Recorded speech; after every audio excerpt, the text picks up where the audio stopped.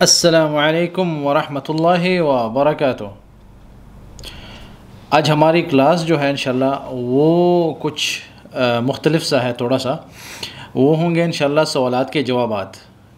मुझे व्यूवर्स के क्वेश्चंस आते हैं, सवालात आते हैं, कमेंट्स करते हैं। बहुत बहुत शुक्रिया सबका, मैं आपका बहुत शुक्रगुज़ार हूँ। और इससे हमें भी जो है ना थोड़ा आगे सोचने का और अपने कंटेंट को जो है एडवांस लेवल पे ले जाने का मौका मिलता है। और आज जो हमारी वीडियो जो है ये होगी सवालात के जवाबात के बारे में, कि आपके कुछ सवाल होंगे, ठीक है, जो हमारी व्यूवर्स ने सवालात किए हैं, कमेंट्स किए हैं उन्होंने, तो उनका मैं एक मुख्तसर सा वीडियो बना रहा हूँ, ठीक है, जिसमें उनके सवालात के जवाबात इंशाल्लाह कोशिश करूँगा कि जवाबात दे सकूँ।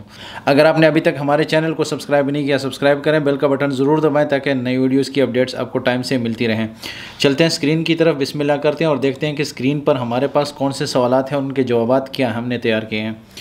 ये है हमारा स्क्रीन, और स्क्रीन पर देखते हैं कि सबसे पहले जो हमारा हेडिंग होता है वो क्या है। वो है अल्फाज और जुमले, ठीक है, आपके सवालात और उनके जवाबात। तो देखते हैं कि सबसे पहला क्या है। मतलब ये ऐसा नहीं है कि आपने सवाल पूछा है, इसी में मैं सवाल जवाब का मुहावरा नहीं बना रहा, लेकिन मैं कह रहा हूँ कि आप लोगों ने कमेंट्स किए थे हमें, और उन कमेंट्स को हमने अपने जुमलों में या किसी भी तरह से अल्फाज का जो है ना हमने इस्तेमाल किया है। अल्फाज को हम इस्तेमाल करेंगे अपने जुमलों में।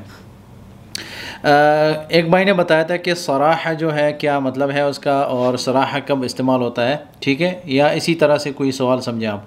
तो इस जुमले में मैं बता रहा हूँ कि कुल्ली सराह, गुल्ली, या बोलचाल में इस तरह कहते हैं कि गुल्ली सराह, गुल्ली सराह का मतलब है कि आप मुझे सच बताएं। सराह कहते हैं सच को, कि सच बताएं, वो सच नहीं जो सिद्क़ और किज़्ब है। सराह का मतलब है कि हकीकत में हुआ क्या था, या ये बात है थी कैसे, इसकी हकीकत बताएं। जैसे कहते हैं कि दरअसल क्या हुआ था, दरअसल हकीकत में हुआ क्या था। तो वो जो बात है, वो जो हकीकत है, या वो जो सच है, ये उसके लिए बोला जाता है कि गुल्ली सराह, आप मुझे सच सच बताएं। जैसे उर्दू में कहते हैं, बच्चों से कहते हैं या किसी से भी हम कहते हैं कि सच सच बताएं हुआ क्या था।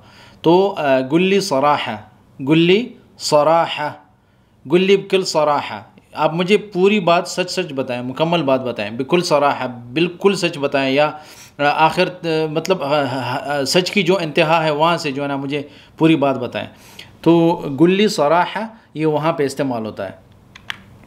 दूसरा जो लफ्ज़ है वो है अन्नामूस, ठीक है। नामूस हमारे मुल्क में भी ज़्यादा इस्तेमाल होता है। ये लफ्ज़ अरबी का लफ्ज़ है, और यहाँ पे ज़्यादातर इमारात में जो बोला जाता है, ये एक ऐसा लफ्ज़ है जो खुशी के जितने भी एहसासात होते हैं, खुशी के जितने भी अल्फाज होते हैं, ये सारे अल्फाज का एक मजमुआ है, ठीक है, जो खुशी से मुतल्लिक़ अल्फाज होते हैं। जो हमारा वीडियो है उसका इंटरव्यू के बारे में, तो उसमें जो दूसरा हिस्सा है इंटरव्यू का, उसमें मैंने ये लफ्ज़ इस्तेमाल किया है, और उस पर भी जो है ना मैंने बात की है, और वो भी आपके साथ शेयर करूँगा इंशाल्लाह। आप सुनेंगे, उसको देखेंगे। तो ये कब इस्तेमाल होता है, ये उस मौके पर इस्तेमाल होता है जब कोई बहुत बड़ी कामयाबी लेकर आता है, या बहुत ज़्यादा अच्छे नंबर हासिल करता है बच्चा, वग़ैरह वग़ैरह। तो उस वक्त जो है ना मिसाल के तौर पर ये इस्तेमाल होता है कि तस्ताहल अन्नामूस, तस्ताहल अन्नामूस, कि आपको जो है ना नामूस मिलना चाहिए। नामूस जो है ये तमाम अच्छे अल्फाज का या तमाम खुशियों का एक मजमुआ है, कि जितनी भी खुशियां हैं उस सारे सबको मिला के एक समझें कि एक कप में डाल दिया। कप जो होता है, जो वर्ल्ड कप होता है ना, जो फुटबॉल का वगैरह का, और उस तरह का जो कप है उसमें डाल के आपको ये हम पेश करें। तो इसको एक शक्ल, एक जहनी, आप जहन में एक सोचें, ख्याल है, एक ख्याली पुलाव जैसे कहते हैं कि ख्याल में एक कप जहन में रखें। तो वो जो कप होता है, खुशियों का तमाम मजमुआ होता है, उसको आप समझें कि ये एक नामूस उसे कहा जाता है। तो ये बहुत ज़्यादा जो है ना अब अपने अल्फाज में इस्तेमाल करेंगे, लेकिन फ्यूचर में मैं इंशाल्लाह अगले वीडियोज़ में बताऊँगा कि नामूस हम कब इस्तेमाल करते हैं, कैसे करेंगे इसका इस्तेमाल। ये भी भाई का सवाल था। ये दोनों नामूस और जाअलहू मुबारका, जाअलहू मुबारका, ये दोनों जो है ये एक भाई के अल्फाज थे। तो मैं उनको बता रहा हूँ कि जाअलहू मुबारका, जाअलहू मुबारका, ठीक है, ये फुसहा में बोला जाता है। ये दुआई अल्फाज हैं, दुआ में इस्तेमाल होते हैं ज़्यादातर। लेकिन अगर हम कहते हैं कि जाअलहू मुबारका, ये जाअलहू से पहले जो है अल्लाह ताला का नाम आता है, लेकिन अरबी में दुआ में ज़्यादातर अल्लाह ताला का नाम जो है वो मतलब नज़र नहीं आता, लेकिन हकीकत में अल्लाह का नाम ही होता है कि दुआ में अल्लाह ताला ही दुआ कबूल करता है। जैसे हम कहते हैं कि जअलहु मुबारक, कि अल्लाह ताला इसे बरकत वाला बनाए। अगर हम मुबारका अलिफ़ के साथ लिखेंगे, आखिर में अलिफ़ लिखेंगे काफ के बाद, तो इसका मतलब होगा कि इसको बरकत वाला बनाए। और अगर हम कहते हैं कि मुबारका, तो इसका मतलब बरकत वाली बनाए। तो यहाँ पे जो दुआ है वो हम अल्लाह से ही कर रहे हैं, अल्लाह से ही मांग रहे हैं कि अल्लाह ताला इसको बरकत वाला बनाए या बरकत वाली बनाए। जअलहु असल में है कि बनाया था या बनाया। उसके बाद जो जुमला है वो है मरद अस्सुल ख़तीर या मरद अस्सुल ख़तर। ये जो लफ्ज़ है, अल्लाह ताला सबको हिफाजत फरमाए बीमारियों से। एक भाई ने पूछा था कि टीबी को क्या कहते हैं, तो टीबी को ज़्यादातर जो प्रोफेशनली यूज़ होता है ये लफ्ज़, या क्या कहते हैं उसको ऑफिशियल जो वर्ड दिया गया है, या साइंटिफिकली या मेडिकली जो लफ्ज़ यूज़ होता है वो है सुल। ठीक है, सुल जो है वो टीबी को ही कहते हैं। लेकिन अगर हम कहते हैं कि टीबी मरदुस्सुल ख़तीर, ठीक है, मरदुस्सुल ख़तीर के टीबी की जो बीमारी है ये ख़तरनाक है। ठीक है, ये ख़तरनाक है। लेकिन अगर हम कहते हैं कि मरदुस्सुल ख़तर, तो इसका मतलब ये होगा कि टीबी की जो बीमारी है ये ख़तरा है।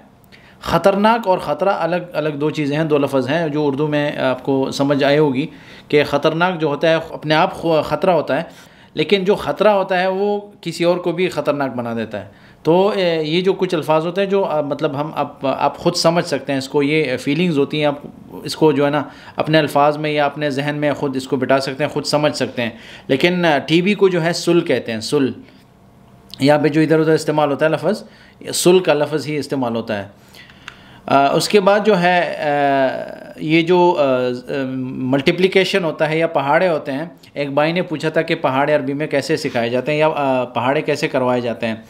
यहाँ पे मैं आपको बता रहा हूँ अपने अल्फाज में, एक जुमला बनाया हमने कि मुमकिन तअल्लमनी अमलिया अद-दर्ब।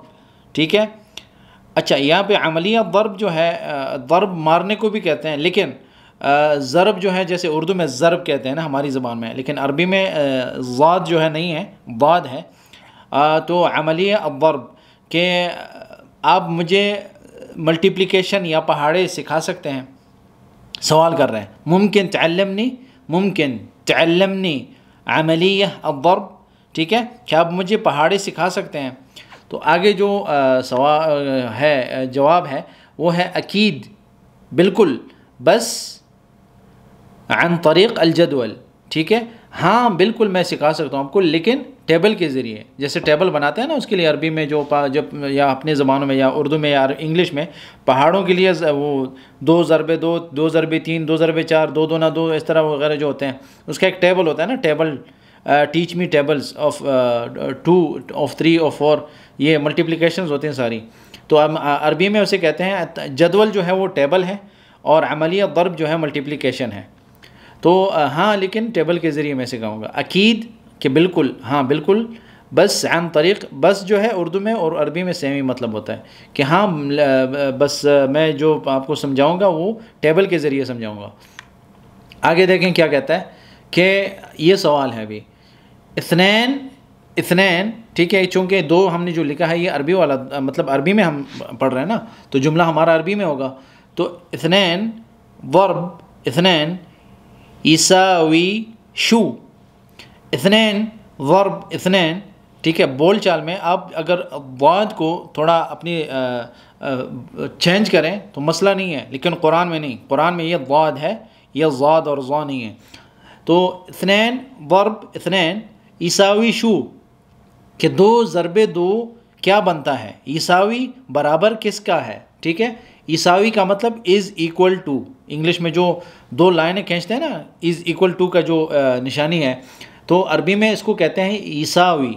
इत्नैन दर्ब इत्नैन ईसावी शू कि 2 ज़रबे 2 क्या है, या 2 दूना कितने होते हैं। उर्दू में जो कहते हैं ना 2 दूना कितने होते हैं, या 2 ज़रबे 2 कितने हुए। तो ये वो है कि मतलब इस तरह हम अरबी का जो पहाड़ा है वो इस तरह बनाया जाता है कि इत्नैन दर्ब इत्नैन ईसावी। अब शू की जगह जो है उसका जवाब आप लिखेंगे।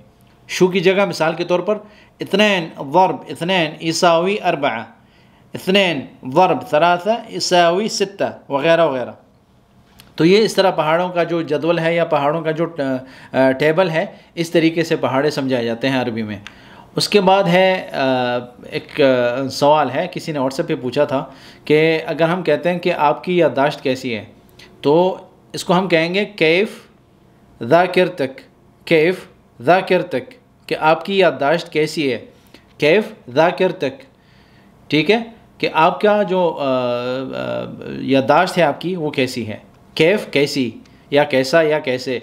ज़ाकिरतक तो उसके बाद जो लफ्ज़ होगा उसे हम पहचानेंगे कि मुज़क्कर है, मुअन्नस है, मुफ़रद है, जमा है, तस्निया, मुसन्ना या जो भी है। कैफ़ ज़ाकिरतक, आपकी याददाश्त कैसी है। उसके बाद जो आखिर में जुमला है वो है शुक्रन लिमुशाहिदत बरनामजना। ठीक है, शुक्रन लक या शुक्रन लिमुशाहिदत बरनामजना या बरामजना, कि हमारे प्रोग्राम्स देखने का शुक्रिया या हमारा प्रोग्राम देखने का शुक्रिया।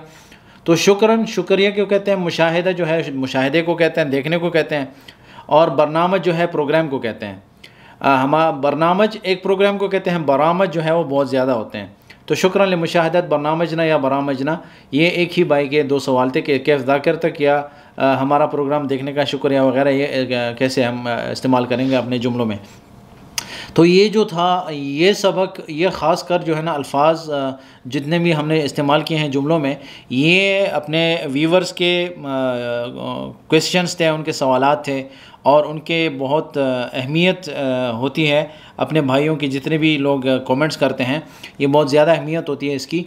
तो इसलिए मैंने सोचा कि सबसे पहले इनका जवाब दूं, अलग एक वीडियो बनाऊं इस पर, और ये आपकी वीडियो हो गई। और जो दूसरा वीडियो आने वाला है वो अपना जो इंटरव्यू का दूसरा हिस्सा है उस पर वीडियो बनेगी इंशाल्लाह। तो मैं ये वीडियो आपके साथ इसलिए शेयर कर रहा हूँ कि बहुत से लोगों का, बहुत से भाइयों का इंतज़ार होगा इसके जवाबात का, जो सवाल उन्होंने पूछे हैं।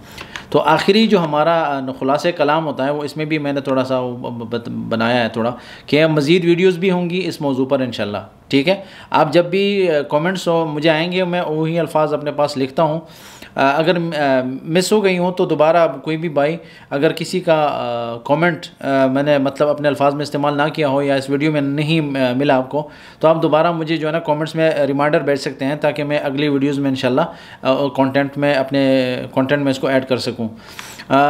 मज़ीद अल्फाज भी आप लिखते रहें कमेंट्स में, इंशाल्लाह मुझे पूछते रहें मुझसे, तो हम कोशिश करेंगे इंशाल्लाह जितना जल्द हो सके उस पर अलग वीडियो भी बना सकते हैं। और जो वीडियो उसके मुताल्लिक होगी, जो वीडियो हमारा जो मुसलसल चल रहा है, तो उसमें अगर हम उसको शामिल कर सकते हैं करेंगे, वरना उसके लिए अलग अलग वीडियो बनाएंगे। जैसे मिसाल के तौर पर मेरा जो वीडियो था पिछला इंटरव्यू के बारे में, तो उसमें कुछ ऐसे अल्फाज हैं जो आज मैंने आपके साथ शेयर किए हैं, जैसे टीबी बीमारी वगैरह, तो वो इंटरव्यू के साथ उसका कोई ताल्लुक़ नहीं था, तो इसलिए मैंने इस पर जो है ना इसको उस वीडियो में बिल्कुल मिलाने की कोशिश ही नहीं की। लेकिन कुछ 2-3 अल्फाज ऐसे हैं जो इस वीडियो में हैं, और वही अल्फाज मैंने इंटरव्यू के दूसरे हिस्से में ऐड किए हैं।